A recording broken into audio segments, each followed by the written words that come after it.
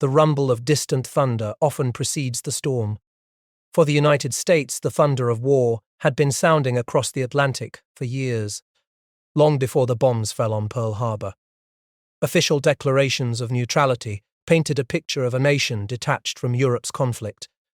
But the reality was a slow, inexorable slide into an undeclared naval war with Germany. America's strategic interests, coupled with a series of escalating incidents, had already drawn it deep into the Battle of the Atlantic. Long before the world acknowledged its belligerence, from 1939 the US had guessed, had begun its unneutral acts, first establishing a pan-American security zone, a vast expanse stretching up to 1,000 miles offshore. Patrolled under the guise of neutrality, this pretense further eroded in September 1940. With the transfer of 50 rusting World War I-era destroyers to Britain, a move Prime Minister Winston Churchill himself admitted was a decidedly unneutral act. By March 1941, the Lend-Lease Act abandoned any lingering pretense of cash and carry, directly transferring vital war materials to the Allies. Agreements for bases in Greenland and the occupation of Iceland followed, effectively extending America's security zone 2,300 nautical miles east of New York, a clear signal to Berlin that the Atlantic was becoming an American lake. Across the ocean, Admiral Karl Donitz, Commander-in-Chief of Germany's U-boat arm, understood the immense potential of striking Allied shipping lanes. He had witnessed the happy time of 1940, where a limited U-boat force had sunk 1 million tons of shipping off Britain. A success he believed could have ended the war with England if only he had been adequately resourced. Yet, Donitz's vision was constantly undermined by a persistent German strategic miscalculation. Hitler, fixated on the land war in Europe, particularly the Eastern Front, diverted resources away from naval expansion. Gross Admiral Erich Raeder and the German Naval High Command OKM clung to outdated capital ship doctrine, prioritizing a surface fleet that would largely remain immobilized in port, rather than investing in the U-boats that Donitz championed. This chronic underinvestment meant that by late 1941, Donitz commanded a mere 91 operational U-boats, many tied up in other theaters or repairs, leaving a paltry handful for North Atlantic patrols. Despite Hitler's directives to avoid provoking American entry into the war, a constant tension with Donitz's desire for aggressive U-boat action, a series of bloody incidents, began to tear away the veil of neutrality.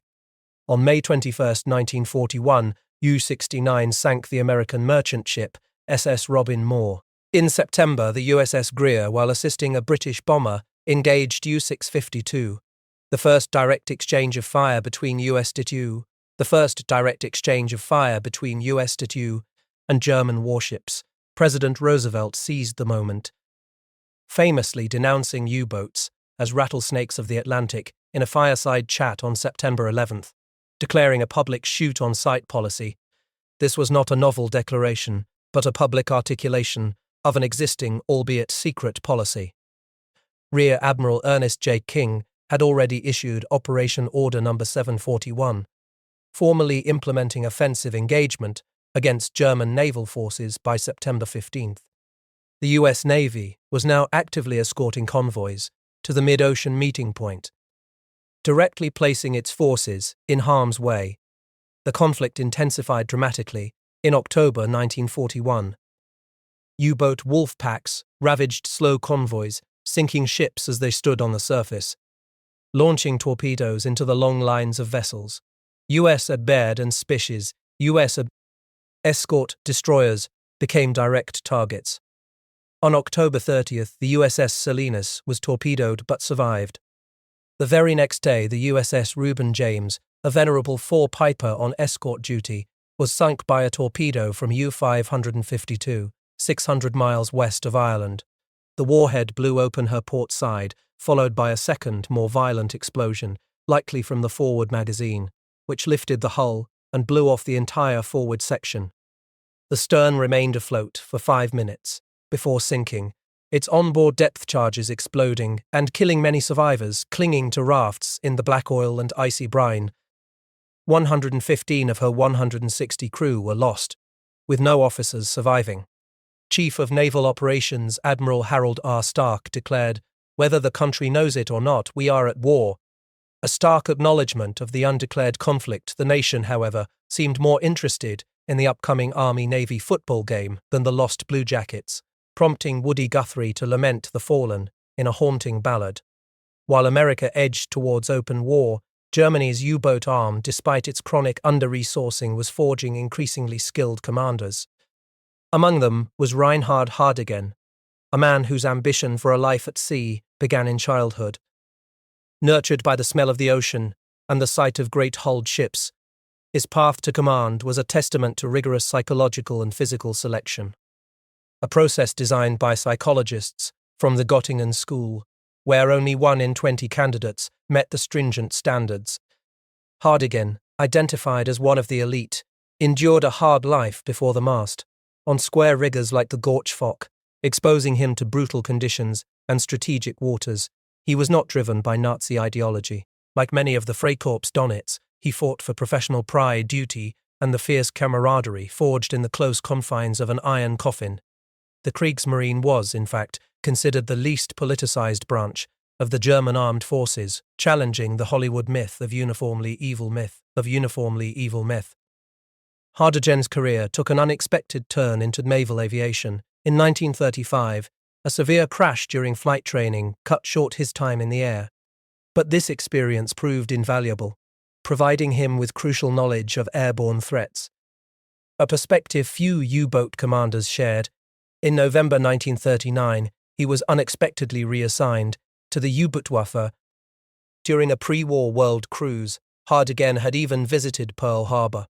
Observing U.S. Elm visited Pearl Harbor. Observing U.S.K. submarine interiors, he noted their spacious and luxurious living quarters. A stark contrast to the German U-boats' hot bunks and one head for 50 men, a silent testament to Germany's emphasis on combat effectiveness over crew comfort. His early combat experiences as a watch officer under Kapitänleutnant Wilhelm Schultz on U-124 were brutal baptism by fire. His first watch on the confined bridge during a severe storm left him soaked to the skin. Standing in water up to his hips, battered by waves whose crests slugged the back of their necks like closed fists, the crew, thoroughly chilled, soaked and tired, learned to rejoice at successful hits. U-100 terrifying depth charge attacks. The loud double-click clang depth charge attacks. The loud double-click clang, click-clang of diving, followed by violent rocking and explosions that made steel frames ring with reverberations and shattered glass from bulbs and instruments fly in all directions.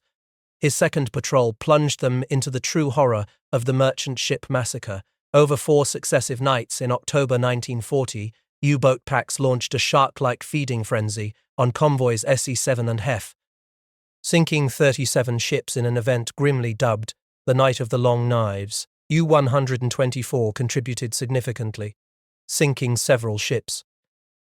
Hardegen's leadership shone through. His calm, unafraid blue eyes strengthened men who might have panicked during these harrowing ordeals. As he roamed the boat, checking damage and supervising repairs, talking and joking with the crew. By December 1940, Hardegen was promoted to command his first boat, the U-147, a small, Type 1D coastal training vessel, dismissively known as an Einbaum or dugout canoe. His first war cruise on U-147 was fraught with environmental hazards, facing thick ice fields, dense fog, and blinding snowstorms. Temperatures on the bridge fell below freezing, with men on watch standing in freezing water up to their armpits, while snow and hail whipped their faces. Despite its limitations and 2 failed torpedo detonations, the small U-147 achieved a surprising success. Sinking the Norwegian Orgvald, the yellow-green detonation column, and tall flames shooting from the ship's cargo hatch marked a shared victory for his oil-smeared, dirty crew, whose toothy grins and shining eyes spoke volumes. Tragically, U-147 was sunk with all hands months later, a stark reminder of the immense personal cost of U-boat command. After a 6-month absence, Hardegen was summoned to command U-123, a larger, more capable, Type 9B Atlantic boot, this long-distance high-seas boat, 76.5 meters long, was designed for extended missions. It was a superior vessel, capable of a 12,000-mile range at 10 knots on its diesel engines.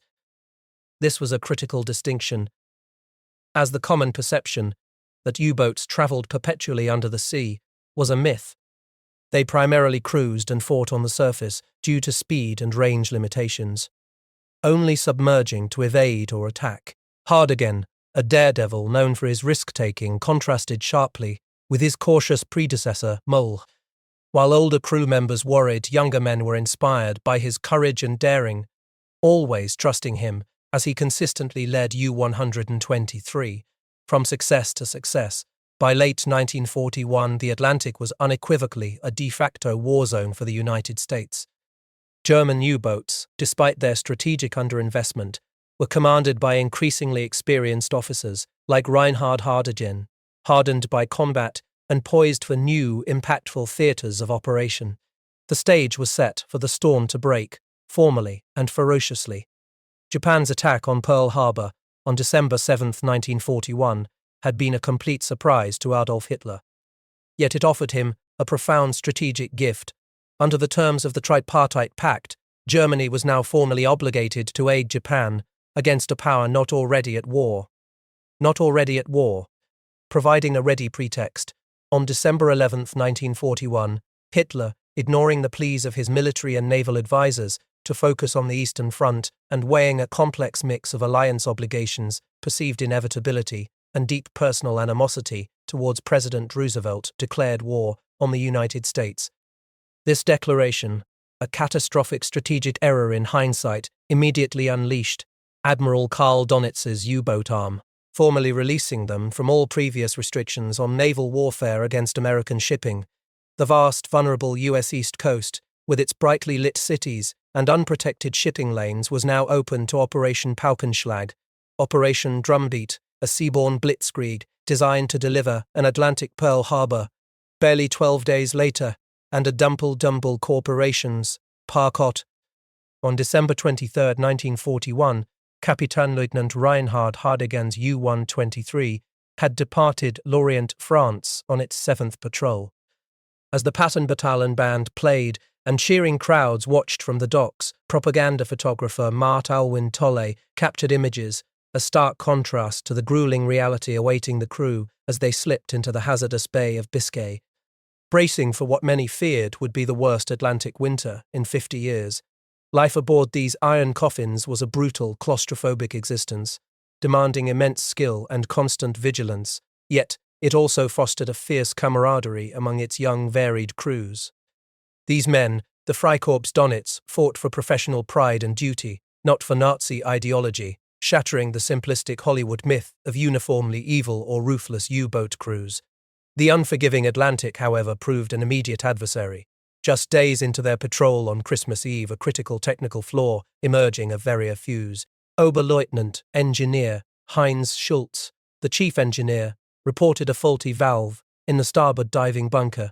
Fuel and seawater began leaking into the main bilge, forcing Hardigan to order an immediate emergency surface. During the rapid ascent, the boat pitched and rolled violently, and a depth gauge exploded with a shattering blast, spraying glass and momentarily stunning the crew. Though Schultz estimated a loss of 4 cubic meters of vital fuel, the crew, with their unrelenting strictness and constant discipline, worked frantically to undertake repairs, fixing the main bilge pump and addressing a problem on the periscope shaft.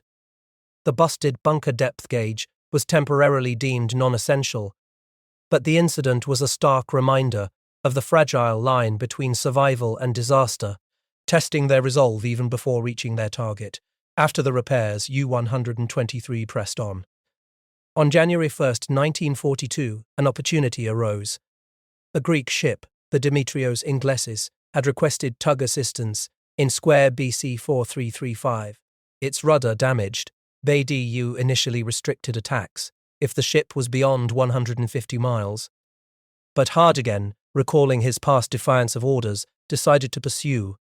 He saw it as a chance for success, for his crew to attack, advance, sink, Admiral Donitz's aggressive motto that had become Hardegen's own. Pushing through rough, inconsistent seas and shifting winds, they closed in. But as fog lifted, and then closed in again, creating a tense, low-visibility environment, a lookout spotted lights. Then, the hydrophone operator Barth reported propeller cavitation at a higher than normal pitch, a clear sign of danger. Suddenly, 2 destroyers were sighted. Hardegen, within a soccer field's length of an enemy warship, immediately ordered diesels. Both back emergency full. Rudder, amidships, open bow caps, prepare, tubes 1, 2, and 4, gun crew below, rig for dive. U-123 performed a frantic evasive maneuver, diving to 60 meters. Hardegen, in a moment of bitter self-reproach, acknowledged his wrong behavior and the useless expenditure of fuel in his war diary. This near miss, however, solidified his resolve. Timidity, he vowed, would never again cast an enervating spell over 123. Such close encounters were a constant threat, and the escalating dangers of Allied anti-submarine warfare often pushed U-boat crews to their absolute limits. Though discipline was paramount, and veterans attested to strict professionalism where no one broke, discipline held, absolute quiet prevailed. The fear was always suppressed, never absent. During previous patrols, U-123 had endured terrifying depth charge attacks, diving so deep that men feared the surrounding water pressure would crush them like an eggshell. The loud double click-clang-click-cl-click flang of diving was often followed by violent rocking and explosions. That made steel frames ring with reverberations and shattered glass from bulbs and instruments fly in all directions. In the oppressive heat and stale air, every explosion was a stark reminder that survival was a matter of resilience and sheer luck. Hardegen's willingness to bend rules for success was not new. On an earlier patrol, in June 1941, he had sunk the neutral Portuguese freighter Gander, believing it supplied the enemy. Admiral Donitz, to protect diplomatic relations, later ordered the war diary falsified, effectively expunging the event, a clear demonstration of how strategic considerations manipulated war records. Similarly, in October 1941, Hardegen, defying direct BDU orders, reversed course at full speed to pursue a convoy, torpedoing HMS Orania.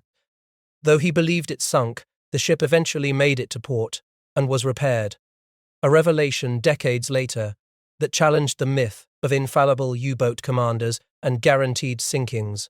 These experiences had forged in Hardegen a tenacious, rule-bending commander ready for the unprecedented challenges ahead. Hitler's declaration of war, a catastrophic miscalculation, in the grand strategic sense, was indeed a gift to Donitz, opening a new vulnerable front against an unprepared America. For commanders like Hardegen, his early patrol on U-123, despite its technical challenges and near disasters, had only hardened his resolve, demonstrating the U-boat arm's tenacity and its willingness to bend rules for the sake of success. The stage was set for the drumbeat to begin. The storm, long gathering, finally broke with a thunderous Paukenschlag.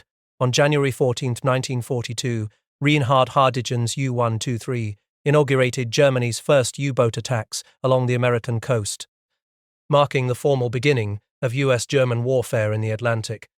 This was Admiral Karl Donitz's Atlantic Pearl Harbor, a devastating blow against an America woefully unprepared.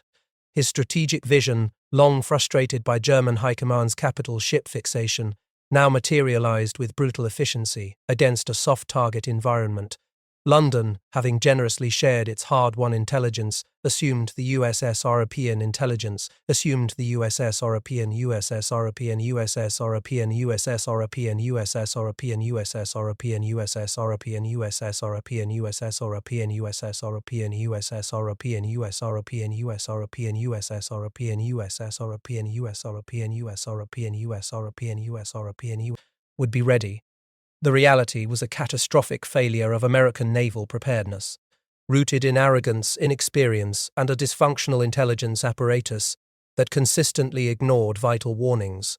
The U.S. entitlement disapparatus of the ignored vital warnings, Office of Naval Intelligence, still reeling from the Pearl Harbor debacle, remained a morass of internal feuding and disorganization. High-ranking operations officers, contemptuous of striped pants, cookie pushers, allowed crucial intelligence to languish, ensuring that the warnings gleaned by British cryptanalysts at Bletchley Park never effectively reached those who needed them most. This systemic failure meant that the Eastern Sea frontier, commanded by Admiral Adolphus "Dolly" Andrews, remained critically vulnerable. His command, burdened by antiquated equipment and insufficient training, was a reflection of a naval doctrine that prioritized large capital ships for distant Pacific engagements over the essential small craft desperately needed for coastal defense. Admiral King, far from improvising solutions, had actively opposed such measures, clinging to the belief that stout hearts in little boats cannot handle an opponent as tough as the submarine. What followed was a brilliant invitation to the U-boats, a spectacle of American complacency that stunned the German crews. Despite the nation being formally at war, coastal cities from Maine to Florida, prioritizing tourism and business, refused to darken their lights. Lighthouses pierced the night, buoys glowed, and the urban sprawl cast a luminous sheen far out to sea. These lights, intended to guide friendly shipping, instead became crucial navigational aids for U-boats, silhouetting unsuspecting merchant vessels against the artificial glare of the American coastline. Scores of merchant seamen, their ships illuminated like targets in a shooting gallery, would soon go to watery graves, their vital raw materials and ships destined to litter the continental shelf. Commander Edward Ellsberg, a renowned submarine authority, had only 2 years prior confidently dismissed the likelihood of significant U-boat operations in North American waters as ridiculous, asserting that modern U-boats could not operate effectively in shallow waters. Admiral Andrews echoed this dangerous misjudgment as late as February 10, 1942, publicly stating that U-boats were reluctant to operate in waters less than about 10 fathoms in depth, and thus shore lights did not pose a problem. These words offered false reassurance, a stark contrast to the unfolding reality. Hardegen's U-123 and the other U-boats of Gruppe Parkenslag, guided by rudimentary intelligence including tourist guidebooks to New York, proved this myth devastatingly false. They operated effectively and with alarming impunity in very close proximity to shore, giving no quarter to shoal water, a horrifying testament to America's unreadiness. The sheer scale of destruction was immediate and devastating. Hardegen alone would sink 25 ships, totaling 136,661 tons, including the oil tanker Gulf America off Jacksonville Beach, Florida, on April 10, 1942, a burning inferno visible from shore. The initial phase of Operation Drumbeat, which raged intensely through July 1942, led to the loss of nearly 400 Allied merchant vessels and their vital cargoes. General George C. Marshall, U.S. Army Chief of Staff, would grimly declare on June 19, 1942, that the losses by submarines off our Atlantic seaboard and in the Caribbean now threaten our entire war effort. The U.S. Army Gs may deferent to MNHF for effort, the U.S. Army Chief to 2. Merchant Marine, suffered casualty rates comparable to the Marines. A silent, staggering human cost paid by those caught in the relentless crosshairs of Donitz's U-boats. The strategic damage was immense, threatening Britain's lifeline, crippling American war industries, and impacting future Allied invasions. It was a profound failure of naval preparedness and intelligence integration, a lesson learned in blood and steel that would ultimately force a critical re-evaluation of America's role in the Battle of the Atlantic. The 6-month-long massacre of American shipping and naval forces off the Atlantic coast, a sustained, brutal hemorrhage of men and material that dwarfed even the shock of Pearl Harbor, finally forced the United States Navy to confront its systemic failures. The nation was bleeding, and the old ways of thinking, the ingrained arrogance and inter-service rivalries could no longer be tolerated. A radical, painful re-evaluation was at hand, driven by a leader as unyielding as the ocean itself. President Roosevelt knew the man for the job. On December 30, 1941, he appointed Admiral Ernest J. King as Commander-in-Chief United States Fleet, Comminges, famously quipping that King shaves with a blowtorch. King was a formidable, ruthless, and uncompromising force. A sailor's sailor with an immense capacity for work, known to be always in a rage and more feared than loved. This flinty Anglophobe admiral was precisely the kind of decisive, albeit harsh, leader required to centralize command and force the necessary reforms. By March 1942, King had further consolidated his authority, subsuming the role of Chief of Naval Operations, CNO, granting him unprecedented power over all naval operations and intelligence. He cleared the deck ruthlessly, dismissing officers he deemed incompetent or defeatist, and marginalizing the Office of Naval Intelligence, which he scornfully regarded as little more than an archive and lending library. King recognized the dire circumstances with chilling clarity. He issued urgent communication to CNO Stark, highlighting the imminent probability of submarine attack and the profound weakness of our coastal defense force. He knew that the enemy's activities in the North Atlantic had been considerably reduced due to effective Allied convoy systems elsewhere. The irony that America remained a soft target was not lost on him. In a moment of decisive action, King ordered the immediate redeployment of the maximum practicable number of our destroyers. From distant, insecure outlying bases like Argentia and Reykjavik, these ocean-tested Atlantic-hardened destroyers, equipped with the latest sonar and Mark 6 and Mark 7 depth charges, were to be based at home ports along the USA East Coast.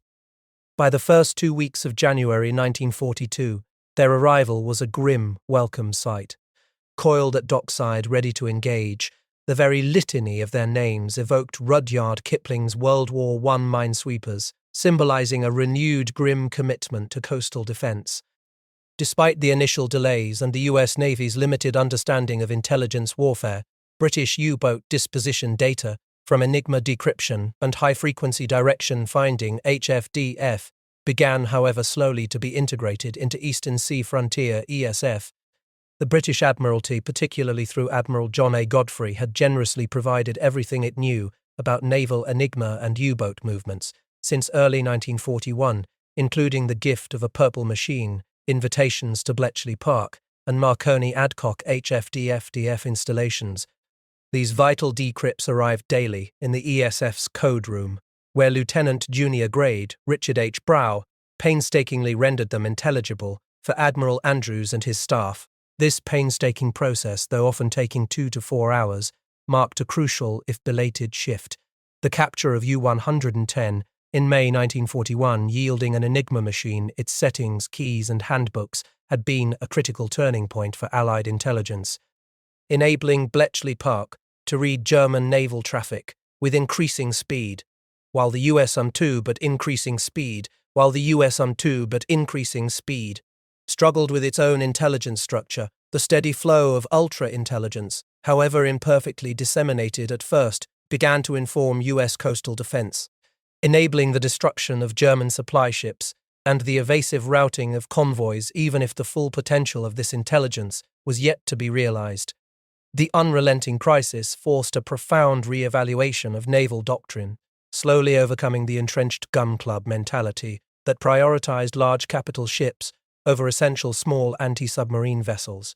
President Roosevelt, exasperated by the Navy's inertia, confessed to Churchill, "My Navy has been definitely slack in preparing for this submarine war off our coast. As I need not tell you, most naval officers have declined in the past to think in terms of any vessel of less than 2,000 tons. You learnt the lesson 2 years ago. We still have to learn it. But the lesson was being learned in blood." By April and May 1942, Vice Chief for Naval Operations Frederick J. Home acknowledged the urgent need for new submarine chasers, and King himself requested the continuation of 173-foot PC building. By mid-July, Andrews' headquarters emphasized the critical importance of utilizing all small craft of various types for rescue, patrol, observation, and offensive action, finally recognizing the proven effectiveness of air power, which the British Royal Air Force had demonstrated was the U-boat's most dangerous foe. Despite these slowly gathering forces, the immediate reality for those on the front lines remained brutal. The ESF diary captured the raw frustration. Those responsible for the security of sea lanes have had to spend far less time in hunting for theories than in searching for forces. Indeed, even as the Allied response slowly coalesced, Hardigan's U-123 continued its successful aggressive operations, a chilling testament to the dangers and skill of U-boat warfare. His continued ability to find and sink ships off the American coast, even as the tide began to turn, underscored that the happy time would not end without a fierce, prolonged fight.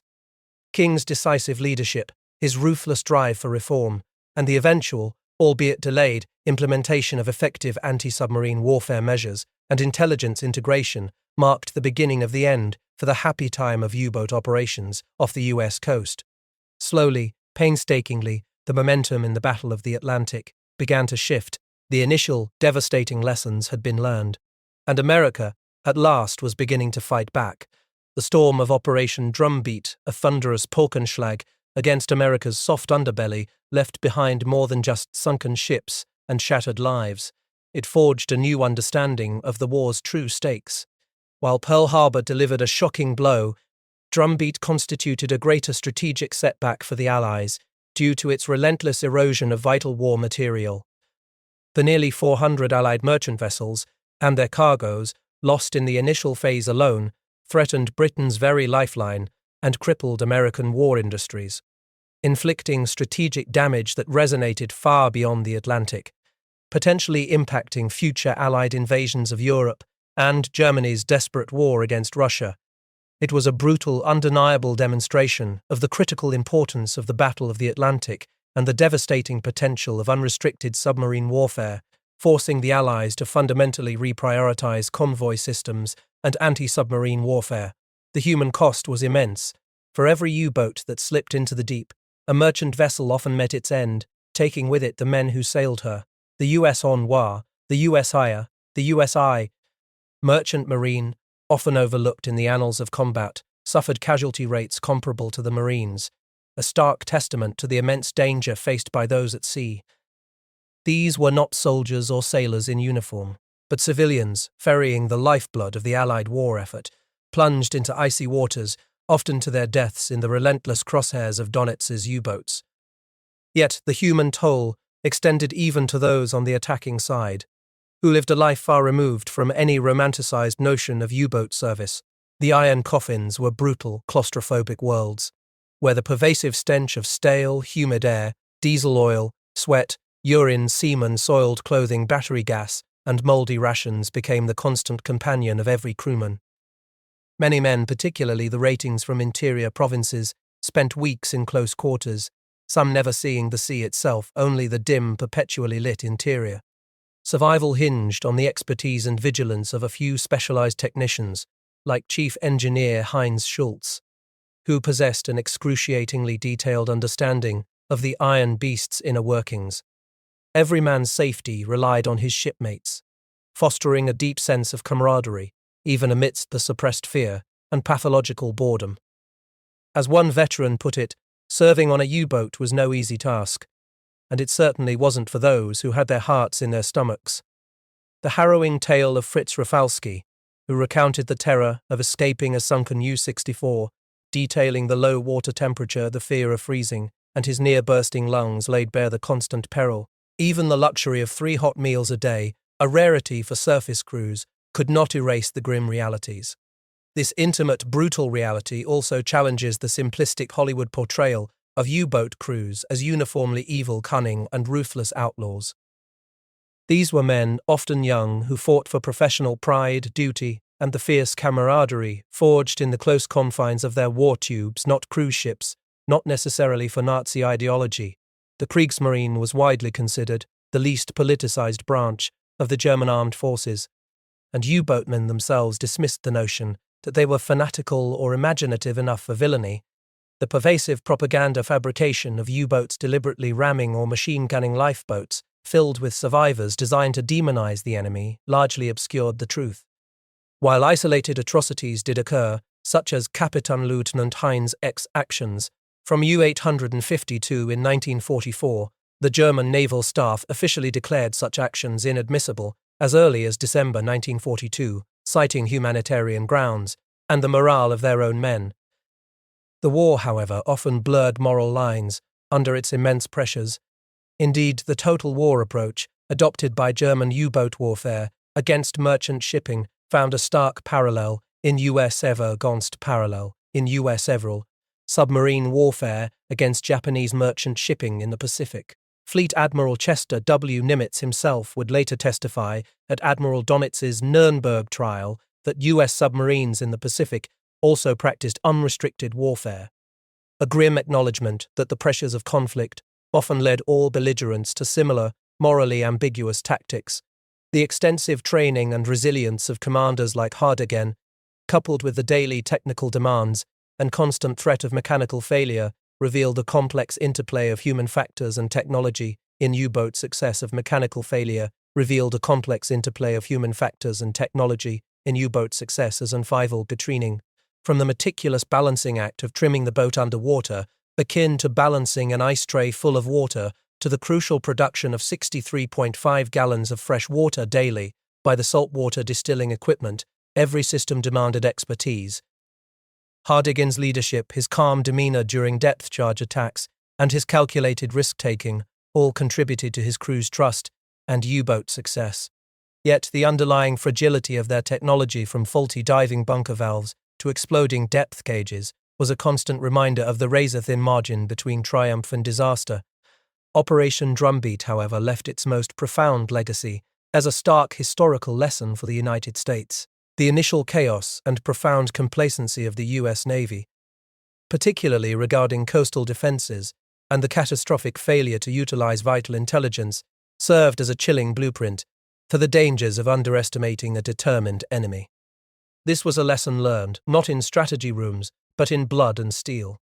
As scores of merchant seamen went to watery graves and vital war materials littered the continental shelf, the failure to heed warnings, the entrenched gun club mentality, prioritizing capital ships over desperately needed anti-submarine vessels, and the administrative disarray of intelligence services like the ONI, all contributed to a period of unprecedented vulnerability. It forced a painful, radical re-evaluation of naval doctrine, ultimately leading to the necessary prioritization of convoy systems, the rapid deployment of small anti-submarine craft, and the effective integration of intelligence that would eventually turn the tide of the Battle of the Atlantic. Operation Drumbeat stands as a testament to the devastating impact of strategic surprise and unpreparedness, but also to the resilience and adaptability that ultimately stemmed the tide of the U-boat offensive, cementing its place as a pivotal, costly, and often misunderstood chapter of World War II.